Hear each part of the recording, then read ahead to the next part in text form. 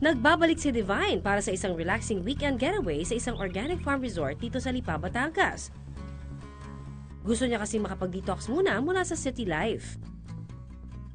Magandang umaga, Sir Danny. Yes, Danny Rubio. Danny Rubio, sir.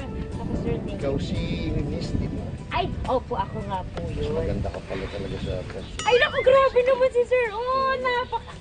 Ano ba yan? Tatanggalin ko na nga to. Lalong gumaganda yung farm pagka nandito. Ako? Eh, sir, speaking of farm, ang laki-laki naman ng farm ninyo. Gaano po kalaki ito? Ariam is the land area of 23 hectares. Bukod sa malaki, may bigating sikreto rin ang farm na ito. Ang paraan kasi ng pagtatanim at pag-aalaga ng mga gulay dito, organic. All of the vegetables being grown inside Kahariam is organically grown, meaning to say, healthy sila, wala silang poisons, walang lason. At dahil walang na-spray na kemikal sa mga halaman dito, safe kainin.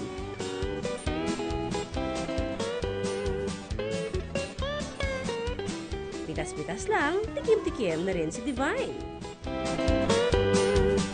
Kung may budget, mas maganda kung organic na gulay ang piliin.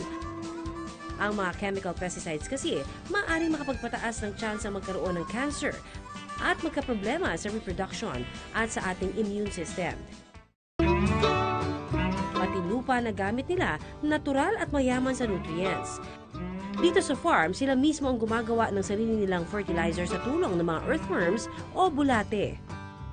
Ito pong tinatapakan ko ngayon at na puno ko ito ng bulate. Bed yan. Bed ng bulat. Oo, bed ng bulat. Oh my gosh! Lumulubog ako, sir. Baka kinakain ka, tignan mo. Ay, parang nagde-decompose. Sige, pakita ko sa iyo. Sige, dito po. Ah! Ayan! Oh my God. Ayan. Oo. Worms, di ba? Ayan. Ito yung mga earthworms.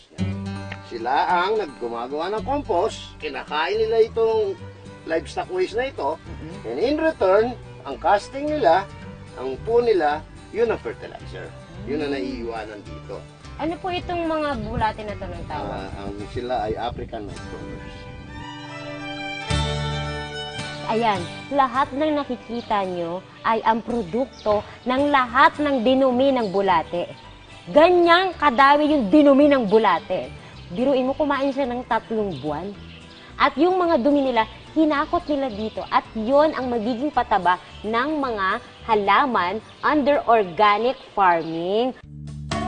Kung ayaw bilhin ang ganitong produce, pwede mo rin itong palaguin sa iyong maliit na hardin o kaya sa ilang paso sa bahay. Ito lang ang mga gamit na inyong kailangan. Seedling tray, vermicast, mga stick, buto ng gulay na itatanim, at paso o balde. Itong si Divine, feel na ang pagiging farmer, oh. O sa mga mommy and daddy na gustong matuto ng pagpupunla at pagtatanim ng organic sa inyong mga tahanan, tuturuan tayo ni Kuya Danny number 2. First step, punuin ng vermicast ang seedling tray. Kuya, anong itatanim natin? Kamatis, ma'am. Bakit kamatis? Pinakamadali yung Talaga? itanim yan. Madaling ipunla. Pagkatapos gumawa ng butas sa bawat lalagyan, at pwede nang magpunla ng buto sa bawat butas. Pwede ba dalawa? Isa lang? Isa-isa lang, ma'am. Ay, isa lang? Sige na. Mawa ko naman sa kamay dito. Isa-isa lang. Dahil pagka ho itinanim yan, ipitawin pa. Masisira yung ugat. Ay, oo nga naman. Kailangan pag itinanim, buo yung ugat. Pagkatapos, takpan na uli ng vermicast ang mga butas. Pagkalipas ng 3 linggo, ang mga seedling pwede nang ilipat sa paso.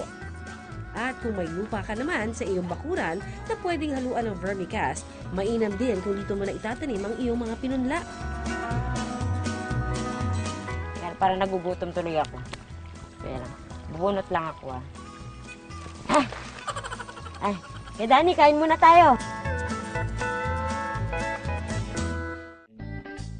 Bukod sa kamatis at stevia, sagana rin sa lettuce ang farm na ito. Teka, Divine, anong ginagawa mo riyan, ha? At dahil nasa farm tayo, palalagpasin ko pa naman ang pagkakataong kumain ng mga gulay, kagaya ng lettuce na ito, na ako mismo ang kumuha. Kaya iluluto ko ito mamaya. Kaya pwede kong iluto. Any suggestions?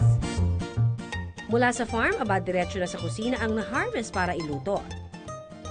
Gagawa tayo ngayon ng isa sa mga nutritious meals na madaling gawin, di ba, Mami Cathy? Ito nga po pala si Mami Cathy. At isa sa mga iyon ay ang Press lumpia.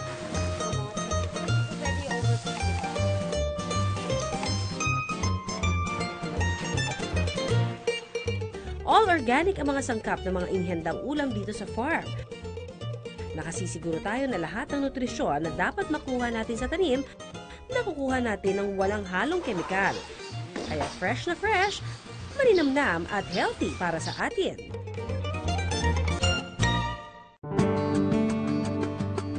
I have some bananas and organic carrot juice. Woo! This is the life.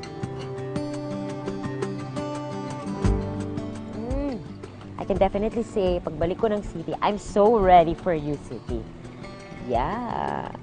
Feeling ko kakaririn ko yung organic lifestyle. Kasi diba, parang gusto ko pang mabuhay ng mahaba eh. So I can enjoy life more. Woo!